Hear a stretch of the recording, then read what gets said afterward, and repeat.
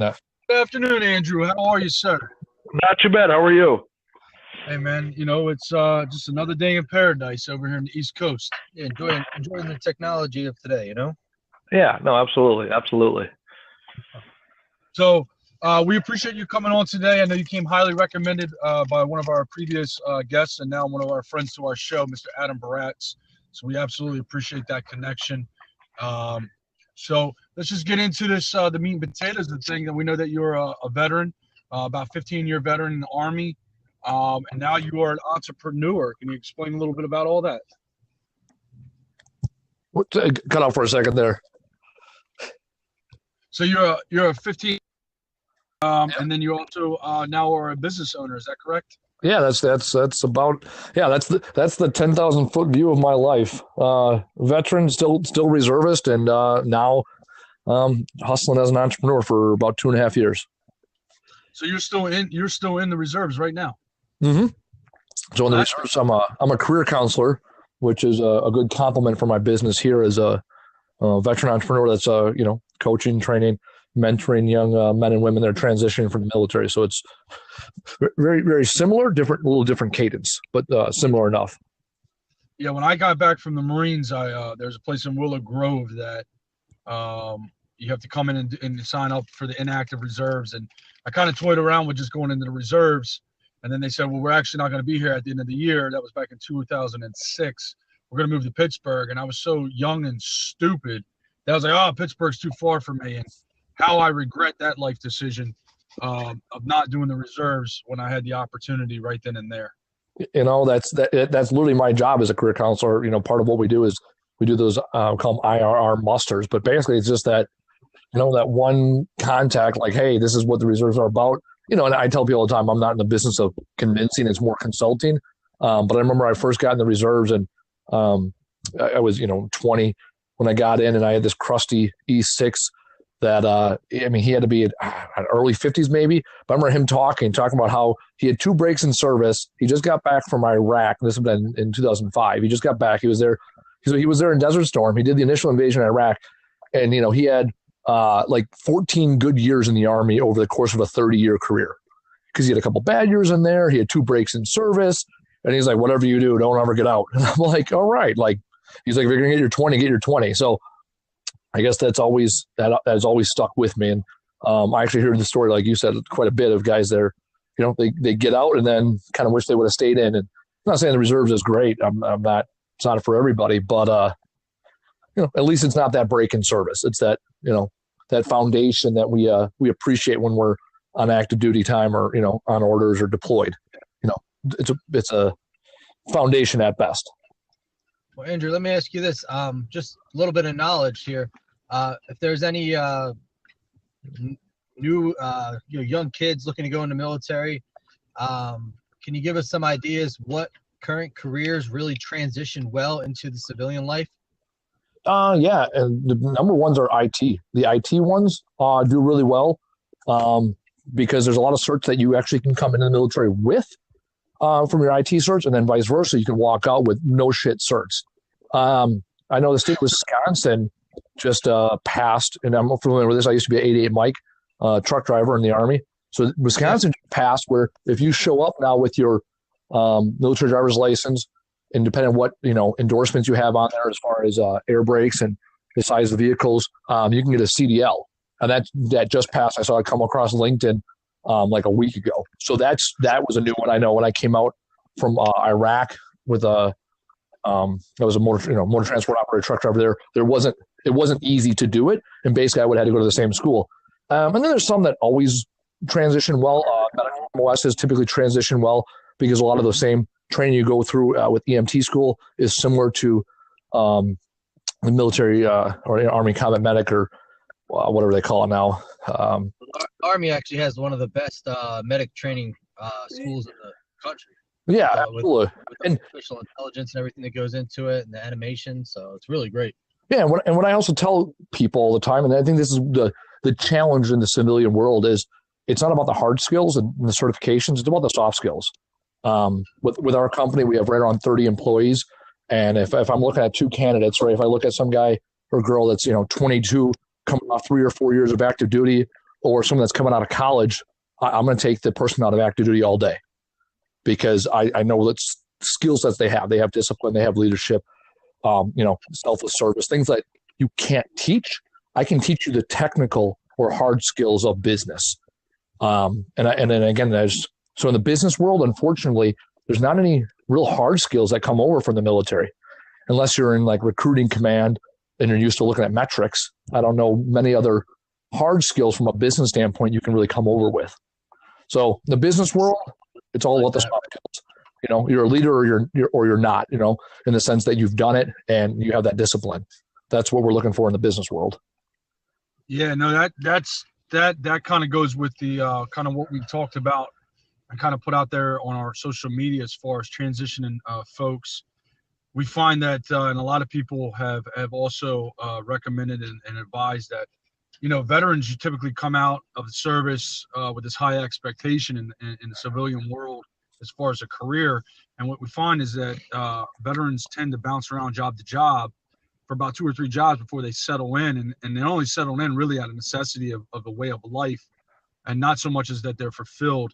One of those reasons being is the lack of leadership that they see in an organization, the corporate world, and not being able really to relate to that culture.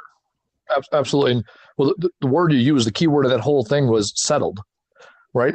It's right. When I know in the Marine Corps, you show up and they give you an MOS. In the Army, especially in the reserves, they say, hey, based on your ASVAB score and what units are in the area, here are the MOSs available, right? So you settle on, all right, well, I guess that's good enough, right? I was a truck driver in the Army because I said I wanted the shortest MOS school and the fastest track to Iraq. And back in 2004, right, truck drivers in Iraq were high priority. It just so happens I knew how to drive truck and trailer ahead of time. So that was it. It wasn't, I settled. I'm like, all right, that sounds good. Like, I couldn't get what I wanted, so I took the next best thing. But in the civilian world, to that point, a lot of people settle because they're looking for something that looks like the military, and they don't find it. And our values in the military are a lot different. The number one reason why employees, and this is employees across the board, the number one reason why employees leave jobs is because of the relationship they have with their direct supervisor. And the military, right, we value that team leader, squad leader, platoon sergeant, that person we report to. So when you get to the civilian world, and all of a sudden you see people that don't look like military, like Simon Sinek says, in the civilian world, people will sacrifice the majority of people to, make their own gain. However, in the military, we're taught to sacrifice ourselves for the greater good of the organization. And I think what happens is we get here to the civilian world and we see people that are all out for themselves as leaders. And how can you benefit me and how my career progression? And we're not used to seeing that. And then when we see that, you get disheartened, if you will, by the civilian world. But civilian world is not about the team. A lot of times it's about the individual. While in the military, it's all about the team. So correct. That's why guys jump. Like I've been in corporate America. I've been in small businesses and obviously in the military. And one thing I noticed is I valued the organization based on the relationship I had with my first line leader. Right. And I still once a year go and visit my squad leader down in Southern Indiana because of the impact he had on me when we were deployed overseas. And I've had a couple of really good employers and bosses in the civilian world. And the other ones, when I think about the organizations I work for that I didn't like, it's not like I didn't like the organization.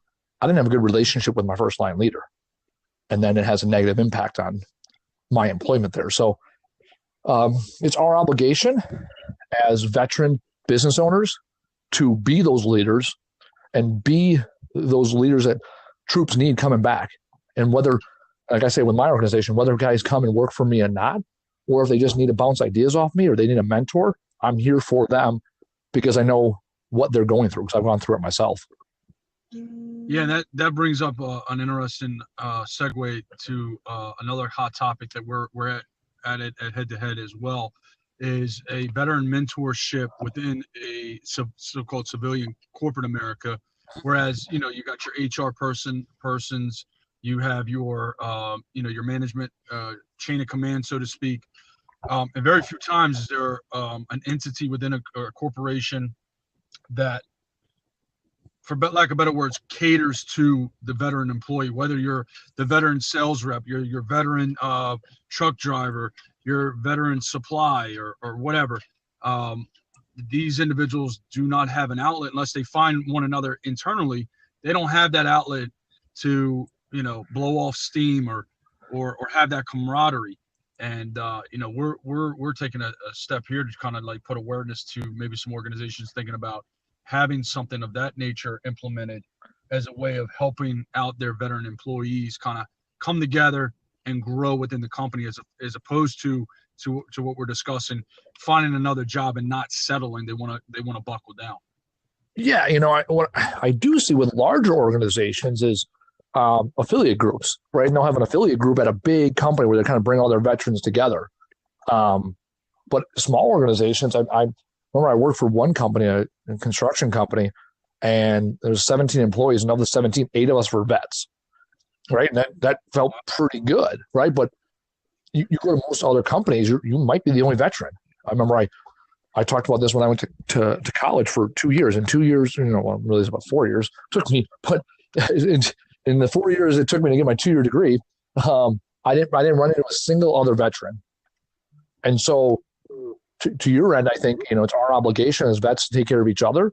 And one of the ways we can do that is by having mentorship programs and groups. I'm now a veteran mentor at a different college because they asked me to be there, and I met them at a Veterans Chamber of Commerce. So we have to align ourselves with people that want similar outcomes. I think, for me at least, I was never attracted to going to the VFWs and the American Legions and sitting down and hanging out. That's in generations past. That's where veterans went to group together and network. Because ultimately, although those are more social things, ultimately veterans were networking and mentoring and helping each other transition organically. I think now, because we are a more disconnected society, we have to do it in an inorganic way. We have to be deliberate about mentoring each other and taking care of each other. I went to court last week with one of my previous soldiers. She's been going through some domestic stuff, right? Domestic violence in her household. And she asked me to go to court with her just to sit with her. And she hasn't reported me in 4 or 5 years, but she was a young troop when I was a young leader, and she needed someone to be there with her. And I've intentionally maintained that relationship through all these years to be there for her. But there's a lot of veterans that get back home, especially off active duty, and they don't have anybody within 500 miles that they ever served with. So, right. So they need someone that has at least similar experiences. We don't have the same experience, certainly not, but similar experiences, similar language that we have. And we need to come together and mentor each other, because it's not just about sustaining. It's about, building. It's a lot of programs out there help veterans get back on their feet, right? Okay, so you're helping me walk. So who's here to help me run? Right. And that's where we, those that are, doing stuff in the world, that's where we come in. We got to go out. We got to take care of each other. No, that's well said. I appreciate that personally. Now, we talked about, and to your point about helping someone that reported to you years ago and she's still reaching out to you, and given your skill set in the Army currently, what would you suggest to a veteran that's been out for, several years and has that gap of military experience, and they wake up one day and they say, you know what, I need to go back into the military because I know that's what's best for me, regardless of the situation, whether they're, like that individual that's going through a personal dramatic experience such as domestic, or an individual that just doesn't have that fulfillment at a 9 to 5, or someone that's come out to try to become an entrepreneur and it didn't work, or their life is great and they're like, you know what, I just need to get back in the military. What is involved in that process? Is that something that's on the table for that veteran, given the gap? Is that things that they can get back into? Certain branch of service that would take them over another? No, I mean, it's tricky. And that's actually one of the things that's consistently changing, because it all comes down to end strength. So it's interesting. I'm not a recruiter, so I'm not going to speak on a very level, but I can tell you, I get guys that come in, right, as a career counselor. I get guys and girls that come in and say, hey, I got to break in service, and I have to send them towards recruiters. I can help them with the paperwork. I can make sure they have their DD-214 and everything looks good. But ultimately what it comes down to is what are the needs of the military? And I'll speak on behalf of the Army a little bit, but what are the needs of the Army? And if we have a need for a prior service soldier, right, in your MOS, we can process the paperwork pretty quick. And depending on what your MOS was and your branch of service, it would be easier or harder. But I think with anything you're talking about, I think one challenge veterans have, and we're faced with this, is the military, we're used to this cause and effect, right? If I show up to PT and I do PT, I will pass my PT test, right? Pretty simple, right? If I utilize the 4 fundamentals of, BRM, I will qualify. I think it's 3 now. I think they just changed it. But anyways, like in the civilian world though, right? You have this problem, but there's not this clear-cut path. And I can tell you the first thing you have to do as a veteran, you have to be a self-starter and use your resources, right? It's too easy. Show up to a recruiter. Make that recruiter work for you. Hey, recruiter, I was in from this time to this time. I have no paperwork. I need you to help me get back in. What are my options? And if you have a good recruiter, they'll work for you and they'll make that happen. If you hit a snag along the way, call someone else that you served with at some point. There's I've been out of Iraq for 11 years now. There's still guys I talk to from Iraq consistently, and we talk, hey, how do you navigate this situation with the VA? How do you do this? Like, don't sit in your house wishing and wanting. I think that's the problem we get as soldiers a lot of times, is we get discouraged early and often, and we don't push through that kill zone, get us to where we want to be, because there's not a clear path for us. And that's fair. I don't know if I say a systemic issue with military, but we're used to getting orders. We're used to being told what to do. Sit here, sign this, don't move, right? You're in the civilian world and no one's telling you to wake up. You go to the grocery store, you can choose from 100 cereals. Chow hall, you get what, 3? 4? Right. Like, it's a little thing like that. If you're lucky. Right? Frankly, I was lucky to get an MRE in the field, so I saw all slim to never. Oh, I'm a truck driver, baby. Death before dismount. I like to eat my chow. I like to get my hot meals in when I can. Well, no, I definitely appreciate that. Now, and now going into your, entrepreneur and getting into JDog, how did that come about, and how's that working as far as out in your area? And obviously it's nationwide reach. It's a nationwide reach with JDog. We have it here in Pennsylvania. Matter of fact, I have signs not 6 blocks down the street on the corner from my own backyard. And there's a camouflage truck every 20 miles. Yeah, a camouflage truck with the bulldog every 5-6 miles around here. So I know you guys' reach is pretty what they like to call around here high, wide, and deep. I like that. So I got how did that work for you guys? Yeah, no. So I mean, what it came down to is I got back from Gitmo on a tour back in 15 and early 16. I was finishing up my degree program, and one of the last things I had to do was write basically a business plan, and I wanted to launch a junk removal company. I'm a 4th-generation entrepreneur. It's in my blood. My great grandfather owned a scrapyard, and as I say, I don't say they say, but I've said before, like I got copper running through my veins. So junk removal, recycling, it's in my blood. It's what I do. So my brother and I were looking to start a business. We had 3 different options. We could either launch our own brand, we could buy a franchise, or we could just launch without a brand and just kind of work, right? And we decided to go the franchise route just because neither one of us were very keen on marketing and thought it'd be the best course of action. We also looked at it as we were part of something bigger than ourselves. And that's some reason why we joined the military in the first place, right? We wanted to be part of a movement. We wanted to have a team. We wanted to have some people looking out for us. And we joined JDog back in May of 16. So JDog's out of Pennsylvania. So there's huge presence there in PA. They're basically out of King of Prussia, western suburbs there. And as of last week, there are over 200 franchises across the nation, owned primarily by military veterans, and then some family members too. So here in Milwaukee has been good. We've launched our business. My shop here is just a few blocks away from where my grandfather had a dental practice. So we've stayed true to where we grew up. We stayed true to our roots, and the business has been good. Well, I could tell you just in my brief interactions with, Adam and JDog and respect is I came across a young veteran who's just getting ready to transition. Forgive me, I don't know if he had just transitioned or he's looking to transition, but either way, he was asking for help out in the Milwaukee area. And he said pretty much he was looking for pretty much anything to help him get on his feet, get him situated. And more importantly for me, reading that, I literally went back to me and I said, what was the most important thing when I got out? And most important for me was peace of mind. Peace of mind that, to your point in this conversation, is somebody was looking out for. So I immediately IM'd Adam and said, hey, I got a vet. What do you think? Is this something that you could help out with? And in no time, Adam had responded right back to me, said, yeah, shoot me over his stuff.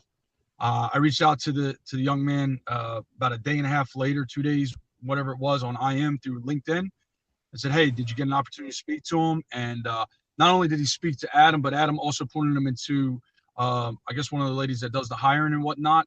And last I heard, late last week, they were getting ready to onboard him or get that ball moving. So, for our listeners that are transitioning or just want a career change, and I mean career change, I think JDog would be a great, company to look at for that transition. Now, if they were have individuals that were out in your area, how would they go about contacting JDog for those opportunities? It's too easy. I mean, there's so much out there as far as, Facebook and Google and everything else. And you can contact us direct.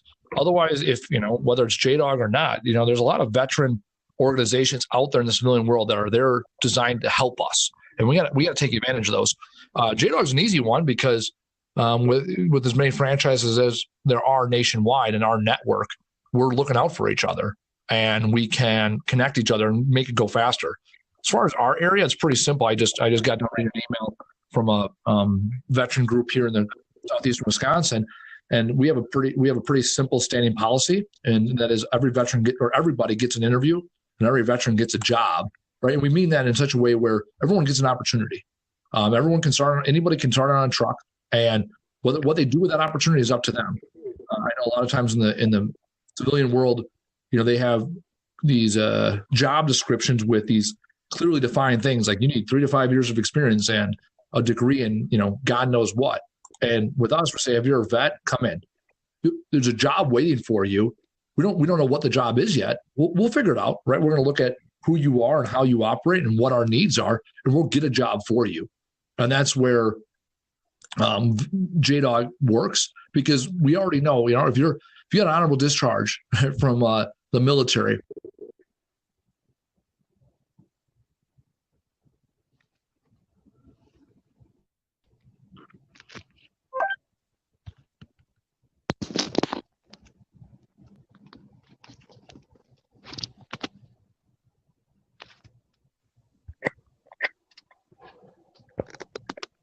So they come in and then they're able to, you guys utilize them in such a way that it's actually beneficial not only to JDog but also to that individual, their skill set. Is that correct? Yeah, absolutely. I mean, we look at where they're at. I mean, I look at it very simple.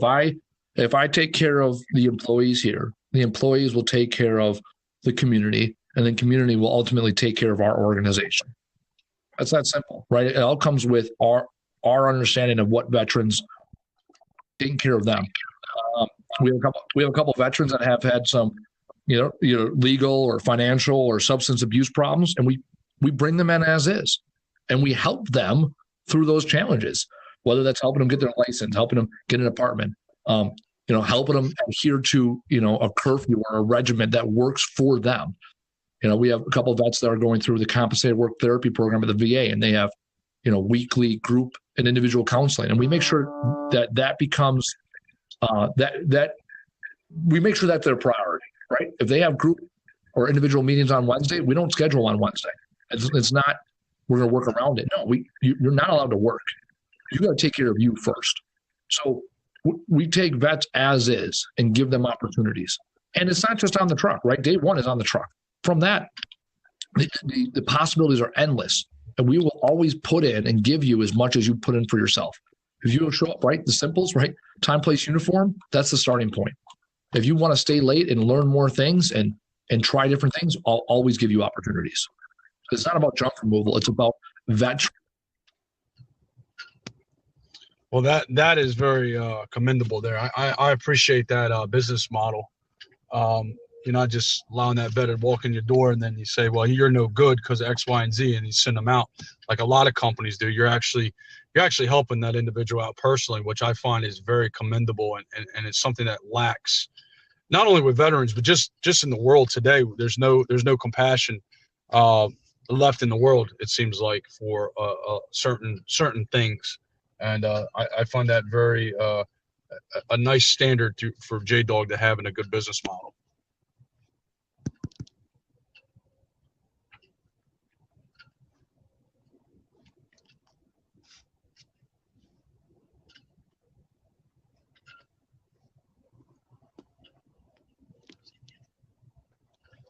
So, Andrew, any projects or anything coming up? Always projects. There's always something with what we're doing. We're either building our business, growing our business. So there's always something going on. Right now, we're going to be launching a new territory come January 1st. So right now, we're gearing up for that to bring on more employees, train them up so they can go back to their local community and start working. So there's always something going on. Yeah, that's fantastic. I like to hear the growth aspect of it. Yeah, and I'm sure if somebody did come to JDog and they were looking for a franchise or whatnot, or just employment, a franchise especially, would you guys point them in the right direction for funding and kind of lead them down the correct path for that? Yeah, everyone's situation is going to be different, and JDog actually has some financing available now. But the best thing we can do is, encourage them and help them avoid pitfalls. Because it's one of those, like I always say in operations, it's not my job to have the answers. It's my job to have the right questions, right? There you go. So if I ask someone the right questions, that'll get them thinking about what they want to do. I don't want to tell them, I can't speak on their behalf. So I think one thing we do well here at JDog is, we want to see people be successful, and we also have the opportunity to encourage them and empower them to be successful. And that's the beauty of what we got going on here. Hey, well, let me ask you this, a little off topic before we close it out here. You're out in Milwaukee area. Do they still have Cops out there? It used to be Arnold's. Remember Happy Days back in the day? You're saying, the custard stand? Yeah, it's called Cops now or something like that, wasn't it? Or maybe that was years ago, but I don't know what it's called now. But they still have that out there? Yeah, I don't know anything about Arnold's, but we definitely got Cops. Yeah, they're still all over the place. That's the, burgers and custard. That's the thing you get here in Milwaukee. And I didn't realize custard was a Wisconsin thing until. Yeah, excellent. Well, Andrew, listen, we definitely appreciate your time today. I want to make sure everybody can get a hold of you. So we'll post out your information on our site so our followers can get a hold of you as well. And we appreciate having you on today. Appreciate the time, the insight. I think you provide a lot of value to our veterans, and we'll stay in contact with you over the next couple months here, and hopefully have you on again, get some updates, and move forward from there.